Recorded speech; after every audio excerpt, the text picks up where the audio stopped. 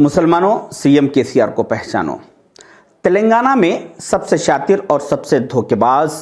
Politician का जब मैंने सर्वे स्टार्ट किया तो मेरी सोच,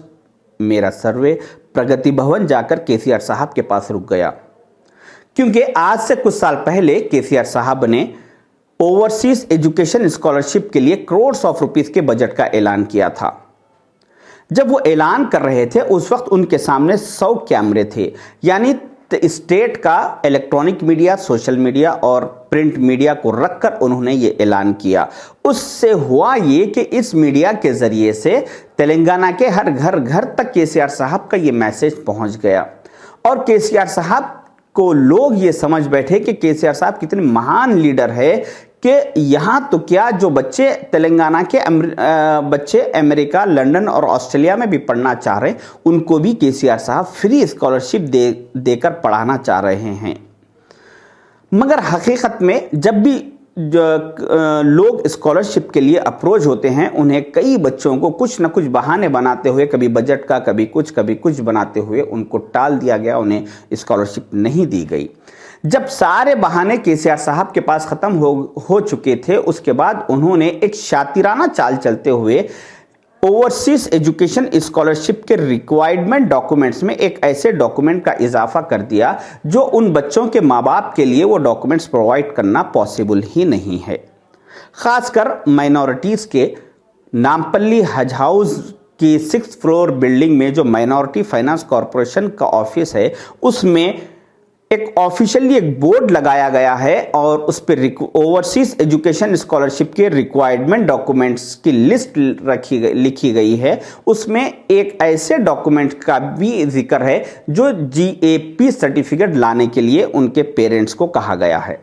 जब ये परेशान हाल माँ बाप, जिनके लड़के लंदन में मैकडॉनल्ड्स में बाथरूम धो रहे हैं, कई ऐसे वैसे छोटे काम करके मुसीबतें उठा रहे हैं, ये माँ बाप जब ओवरसीज एजुकेशन स्कॉलरशिप के लिए माइनॉरिटी फाइनेंस कॉरपोरेशन पहुंचते हैं तो वहां उन्हें जीएपी सर्टिफिकेट लाने के लिए कहा जाता है। वो सर्टिफिकेट के लिए वो लोग,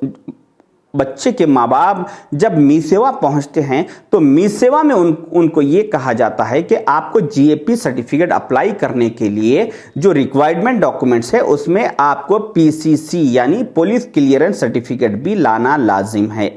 जब ये इनके माँ बाप सरपरस्त पुलिस क्लियरेंस सर्टिफिकेट के लिए पासपोर्ट ऑफिस पहुंचते हैं तो वहां उनसे ये कहा जा रहा है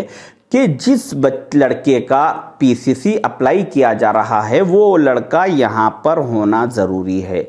तो एक केसीआर साहब की एक शातिराना ऐसी चाल चली, जो बच्चे को स्कॉलरशिप उस वक्त दी जाती जब लड़का यहां से अमेरिका, ऑस्ट्रेलिया, लंदन जा चुका होता है कॉलेज में, वहां पर अटेंडेंस जब उसकी होती है उसके बाद यहां पे उसको स्कॉलरशिप दी जाती है। अब एक ऐसे डॉक्यूमेंट्स को ये इजाफा कर दिए, उससे वो लड़का वो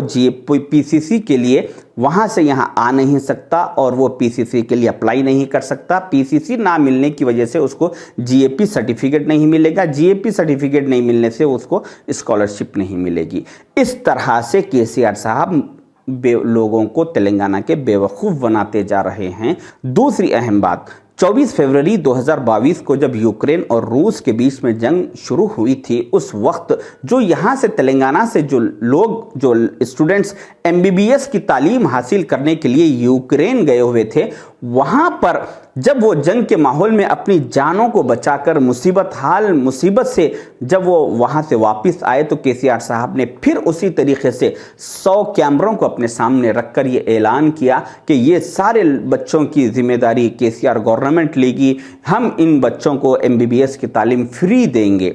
मगर आज करीब 5 से 6 महीने हो चुके, मैंने कुछ बच्चों से राब्ता करने की कोशिश की मगर मुझे ऐसी कोई भी इंफॉर्मेशन नहीं मिली कि कोई भी एक बच्चे को अभी तक भी कुछ गवर्नमेंट की तरफ से कुछ राहत मिली, कुछ मैसेज, कुछ भी इंफॉर्मेशन नहीं है। उन बच्चों की ये साल की सारी तालीम खराब हो चुकी, आने वाले दिनों में क्या होगा उन बच्चों का मालूम नहीं। तीसरी अहम बात, आज से 6 साल पहले केसीआर साहब ने असेंबली में ठहरकर चंचलगुड़ा जूनियर कॉलेज और फलकनुमा जूनियर कॉलेज की बिल्डिंग का फाउंडेशन रखने का और उसके लिए नए बिल्डिंग्स बनाने का 6 साल पहले उन्होंने ऐलान किया। असेंबली में ठहरकर, मगर आज तक उस बिल्डिंगों की तरफ केसीआर साहब पलट कर भी नहीं देखे। आज वो बिल्डिंगों की नौबत ये आ गई कि जीएचएमसी की जानिब से चंचलगुड़ा जूनियर कॉलेज की गेट पर एक नोटिस लगाई गई। उसमें ये लिखा गया कि ये बिल्डिंग, चंचलगुड़ा जूनियर कॉलेज की बिल्डिंग काफ़ी बोसीदा हो चुकी, ये कभी भी गिर सकती है, लिहाजा आप इस बिल्डिंग में अंदर जाना अपनी जान को जोखिम में डालने के बराबर है, इस बिल्डिंग में अंदर मत जाइए। मैं लोगों से ये कहना चाहूँगा कि मुसलमानों के तालीमी इदारों को इस हद तक केसीआर साहब नज़रअंदाज कर दिए कि वो बिल्डिंगें, तालीमी इदारों की बिल्डिंगें गिरने की नौबत आ गई। उस पर जीएचएमसी वालों ने नोटिस तक लगा दिया, मगर कोई पुरसान हाल नहीं है। वहीं दूसरी तरफ ओल्ड सेक्रेटेरिएट की जो बिल्डिंग थी, उस बिल्डिंग को जब केसीआर साहब ने डिमोलिश करके नई बिल्डिंग बनाने के बारे में जब सोचा, तो इंडिया के टॉप मोस्ट इंजीनियरों ने उस बिल्डिंग का मुआयना किया और उन्होंने उस बिल्डिंग को और आने वाले 75 सालों तक बगैर किसी प्रॉब्लम के उसको इस्तेमाल कर सकते हैं, ये बात बताई। वैसी बिल्डिंग को, केसीआर सेक्रेटेरिएट की बिल्डिंग को केसीआर साहब ने सिर्फ इस वजह से गिरा दिया कि वहां पर उस ओल्ड सेक्रेटेरिएट की बिल्डिंग के स्टोन पे, फाउंडेशन स्टोन पे ये लिखा हुआ था कि founder of secretariat Mir Usman Ali Khan. तो निज़ाम मीर उस्मान अली खान के नाम को हटा के फाउंडर ऑफ सेक्रेटेरिएट केसीआर ये नाम लिखने के लिए केसीआर साहब ने उस बिल्डिंग को डिमोलिश किया और वो नई बिल्डिंग करीब 700 करोड़ की लागत से वो नई बिल्डिंग बना रहे हैं, जबकि वो बिल्डिंग को और 75 साल तक इस्तेमाल किया जा सकता था। हमारे तालीमी इदारे आज गिरने की नौबत आ गई, मगर आज उसका कोई पुरसान हाल नहीं है। चौथी और आखिरी एक अहम बात, 22 जुलाई 2022 को मक्का मस्जिद के वजू खाने की दीवार बरसात की वजह से गिर चुकी। अल्लाह का करम यह हुआ कि कोई भी उसमें जानी नुकसान नहीं हुआ। मक्का मस्जिद जो कि एक हुकूमत के कंट्रोल में, हुकूमत के अंडर में आती है, उस मक्का मस्जिद जो तेलंगाना नहीं बल्कि दुनिया की एक मशहूर मस्जिद है, उस मस्जिद का कोई पुरसान हाल नहीं है।